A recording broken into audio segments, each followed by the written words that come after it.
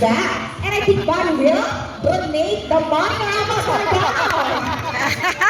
Sir, before we go, I have a question for you. Did you know that Manila Ocean Park is also a rescue center for birds? No? Well, now you know, and your money will go a long way. We are very grateful. Thank you so much. Enjoy the rest of the show. Inutakan dayman mo.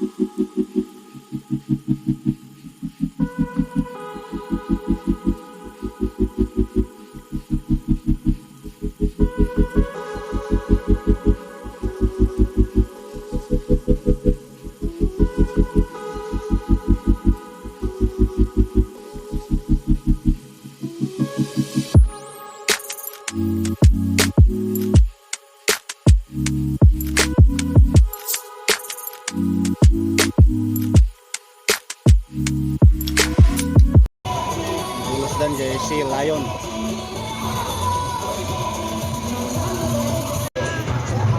There you go. The show has officially started. Ramos with Chaco with Julie David.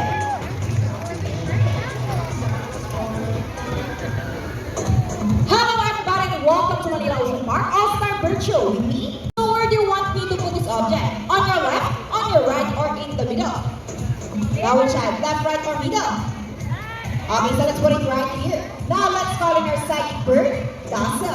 Dazzle is our Sulfur Crested Cockatoo. Sa name, Kakatuwa Galarita. They inhabit in woodlands and forests along the east coast of Australia. They are very loud birds and can mimic almost any sound. They typically feed on seeds, nuts, fruits, such as durian, papaya, rambutan, and they also have corn. Now guys, do you think Dazzle has the ability to find a hidden object? If it's yes, then say, you can do it, Dazzle. Go, Dazzle, find the hidden object for us. And she found it! Dazzle, really right. Now, for next featured birds are just like any married couple. One of them, pick Something romantic, right? But as any couple says, in a relationship, there will always be battles. Meet Sass and Rocky, our beautiful pair of green Paco, and today, they will battle down to see who's the best in basketball game. But before we start this battle, I'll be dividing you into two groups. All the girls will cheer for Sassy. Come on girls, let me hear you say, Sassy, Sassy. And all the boys will cheer for Rocky. Come on guys, let me hear you say, Rocky, Rocky. Okay, birds ready, trainers ready, set, go. Here's Connor's first ball, only by Sassy. Another one from Rocky. And it's a tie for the last ball. Rocky wins. What a close game. What can you say about the trainer shout? You guys lose this time. Hold it, we want another race. Oh, she wants another race, Trainer Jerry. Are you sure about that? Do you want Sassy to lose again? This time I guarantee you that Sassy will win. So what race do you have in mind? I'm thinking about our ring race. So what is your race? The first bird who can drop 3 rings into the bowl, the fastest is the winner. And that is the ring race. So our race it shall be. Remember guys that boys already have 1 point. So girls, let's cheer louder for Sassy to win this time. We'll be doing this again, this time our race. Ready, set, go! Here's Connor's first wing. Oh, hey mama, what's happening? Sassy pick up the 3 rings at the same time. How fun is that? And the winner is Sassy! What can you say about Trainer Jerry? 3 rings at the same time. Hey, you guys cheated! Oh, you cheated? No, we didn't cheat. Sassy used her brain. Oh, so it's true that girls are more intelligent than boys? A round of applause for Rocky and Sassy, Trainer Jerry and Trainer Rasha. Pirates are particularly known to be intelligent and perceptive. Sassy Queen Macos are from South America. They are known to be the gentle giants of the parrot family. It is because they are the second largest next to the Hyacinth Macos. They can grow up to 92 centimeter length and can live up to 8 years old. Scientific name is Arachnoroptera. They usually feed on seeds, nuts, salts, and minerals along the riverbanks. And for the last shape, go fast girl. And there you go, intelligent right? A applause for Sassy, the trainer of Shell. Sassy. Now guys, okay, Trainer David is round ready. Will Rocky solve the equation for us? Once again, the equation is 25 plus 4.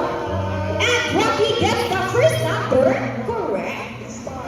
And how about the second number? Okay, up to the second number, Rocky. Well, Rocky loves numbers. And Rocky gets the number 9. So, 25 plus 4 is equals to 29. We're going to go ahead and mark Rocky with Trainer David. So this time, I need an adult volunteer with 500 peso bill. How about us for volunteer to grass? Sir, can I have the 500 peso bill? And please follow me this way.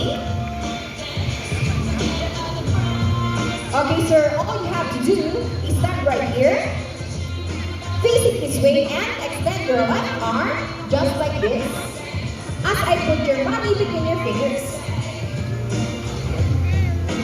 Okay, sir, do you have any idea what will happen next? No? Well, now let's call in our money bird, Buddy. Buddy flies over. And he gets the money. And it's back. And I think Buddy will donate the money to us for Sir, before you go, I have a question for you. Did you know that Manila Ocean Park is also a rescue center for birds? No? Well, now you know, and your money will go a long, long way. We are very grateful. Thank you so much. You have a good enjoy the rest of the show. Inutakan Diamond mo. How about... Nice, nice, nice. Festival was nice. Nice. Klapan yung manay. Are you okay? Are you sure? Then why you look so sad? Please come back here. We're just kidding. It's just part of the show. Come on, buddy, let's return the money. Sir, Buddy saying something. Before Buddy gives your money back, he wants to give you a kiss. Is it okay? Okay, sir. Stand here. Look at the camera and offer a cheek. And smile. Now walk on your hands. Smile. Here's your money wrap-up for volunteer buddy. Ladies and gentlemen, now that you have seen our colorful and intelligent parrots, we would like to show you the fancies. These birds can be found in Bohol, Samar, Leyte, Catanduanes, and possibly in Sibuyan. And on top guard, here comes Speed. Bullet guards in the Pilipinas are Talakot. one of over 146 species of birds of prey around the world. These birds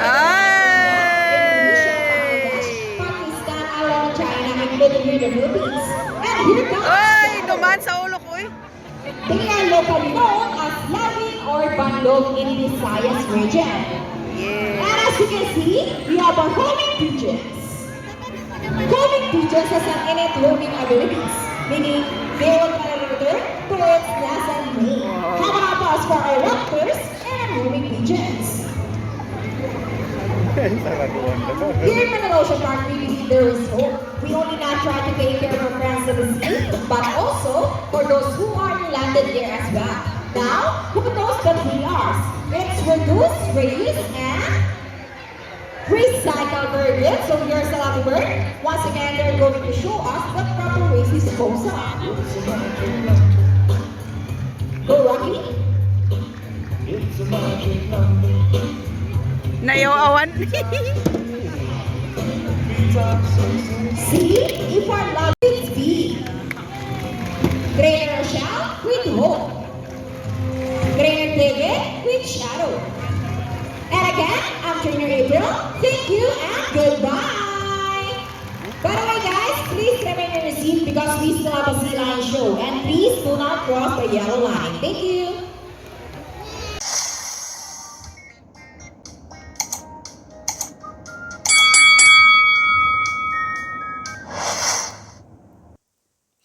Ayan guys, so maraming salamat and Penguin Show.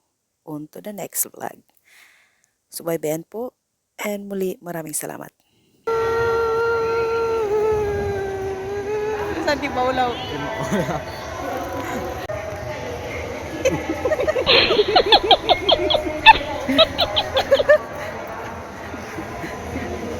Saan di maulaw, girl? 1, 2. 1, 2. 1, 2.